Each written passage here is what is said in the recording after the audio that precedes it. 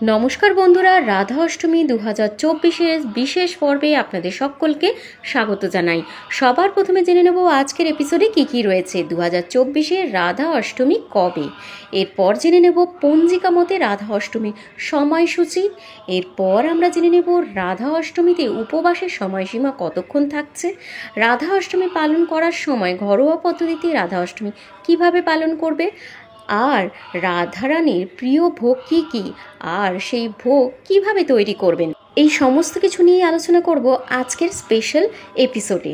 তাহলে ফ্রেন্ডস, যারা এখনও আমার চ্যানেলে নতুন তারা অবশ্যই চ্যানেলটিকে সাবস্ক্রাইব করে বেল নোটিফিকেশনটা প্রেস করবেন, যার জন্য আমার চ্যানেলে যখন নতুন নতুন ভিডিও আসবে সবার আগে তার নোটিফিকেশন যাবে আপনার কাছে। প্রত্যেক বছর ভাদ্র মাসের শুক্লপক্ষের অষ্টমী তিথিতেই পালন করা হয় রাধা অষ্টমী, কারণ এই তিথিতেই জন্মগ্রহণ করেছিলেন রাধারানী। কৃষ্ণ জন্মাষ্টমী যদি আপনি পালন করে থাকেন তার পূর্ণতা পাওয়া যায় এই রাধা অষ্টমীর ব্রত পালনের মধ্যে দিয়ে। এক পাহাড় সমান দান করলে যে পূর্ণতা অর্জন করা যায়, সেই পূর্ণতা অর্জন করা যায় কেবলমাত্র একবারের রাধা অষ্টমীর ব্রত পালনে। তাই বন্ধুরা, এবার চলুন সবার প্রথমে জেনে নেব এই বছর 2024 সালে রাধা অষ্টমী কবে। 11ই সেপ্টেম্বর বুধবার 2024 সালে অনুষ্ঠিত হতে চলেছে রাধা অষ্টমী।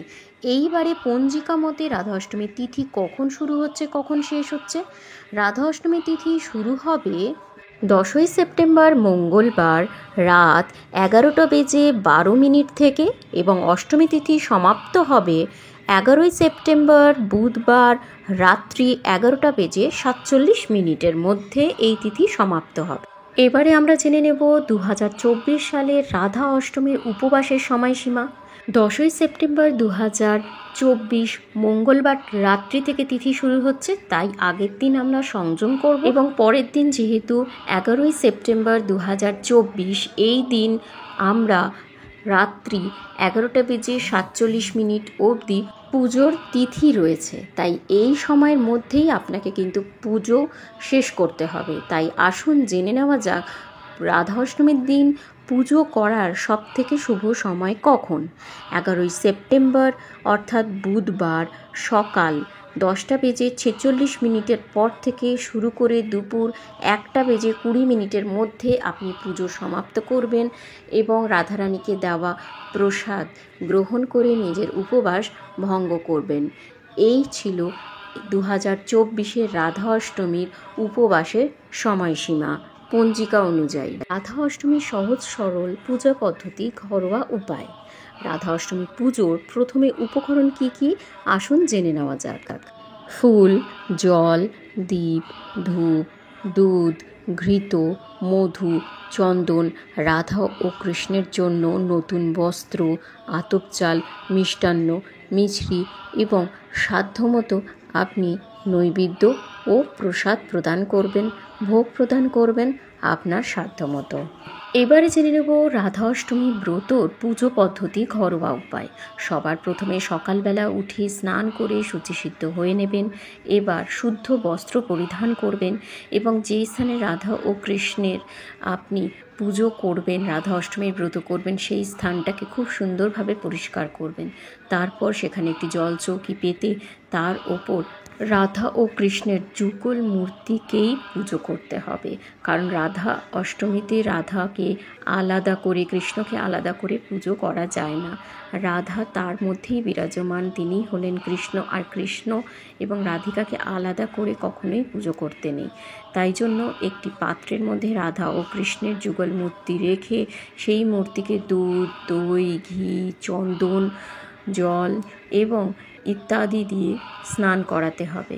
তারপরে নতুন বস্ত্র পরানোর পর সুন্দর করে পুষ্প দিয়ে সাজাবেন এবং আপনার সাধ্যমতো ফল নৈবেদ্য প্রদান করবেন। আপনার সাধ্যমতো পুজো শুরু করার পর প্রণাম মন্ত্র, পুষ্পাঞ্জলি মন্ত্র এবং সমস্ত পুজো সমাপ্ত করার পর ব্রতকথা অর্থাৎ রাধা অষ্টমীর ব্রতকথা পাঠ করতে ভুলবেন না। রাধা অষ্টমীর ব্রতকথা ছাড়া রাধা অষ্টমীর পুজো কিন্তু একেবারেই অসম্পূর্ণ। রাধা অষ্টমীর দিন রাধা ও কৃষ্ণকে একই থালায় কিন্তু আপনারা ভোগ দান করবেন। এটাই হলো রাধা অষ্টমীর মূল মন্ত্র। রাধা ও কৃষ্ণকে আলাদা আলাদা নয়, একই সঙ্গে ভোগ দান করতে হবে। তাই রাধা অষ্টমীতে কী কী ভোগ দান করবেন, রাধারানীর প্রিয় জিনিস কী কী, চলুন এক নজরে দেখে নেওয়া যাক। সবার প্রথমে আমি এখানে থালাতে কী কী সাজিয়েছি চলুন দেখা যাক। সবার প্রথমে এখানে থালাতে আমি রেখেছি লুচি, এবং লুচি খুব সুন্দরভাবে সাজিয়ে নিয়েছি। এরপর আমি রেখেছি কচু দিয়ে তৈরি একটি তরকারি। কচু হলো রাধারানীর অত্যন্ত প্রিয় একটি খাবার, তাই কচু দিয়ে তৈরি তরকারি অবশ্যই রাখবেন। এরপরে রেখেছি আরও একটি তরকারি, যার নাম হলো দুধ কচু। এরপরে আমি রেখেছি রাধারানীর অত্যন্ত প্রিয় ছোলা ভাজা, এবং এর সঙ্গে আমি দান করেছি থালাতে বাদাম ভাজা। এর সঙ্গে রেখেছি নিমকি। এই সমস্ত কিছুই কিন্তু রাধা অষ্টমীর জন্য স্পেশাল যে থালি, সেই থালিতেই রাখা হয়। এটা হলো ফুলুরি, এটা বেসন দিয়ে তৈরি ফুলুরি, যা রাধারানীর অত্যন্ত প্রিয়। সঙ্গে রেখেছি ডালিম, যা কিন্তু রাধারানীর প্রিয় ফল। এই সব কিছু সাজিয়ানোর পরে আমি এখানে মালপোয়া রেখেছি, যা শ্রীকৃষ্ণ এবং রাধারানী দুজনেরই অত্যন্ত প্রিয়।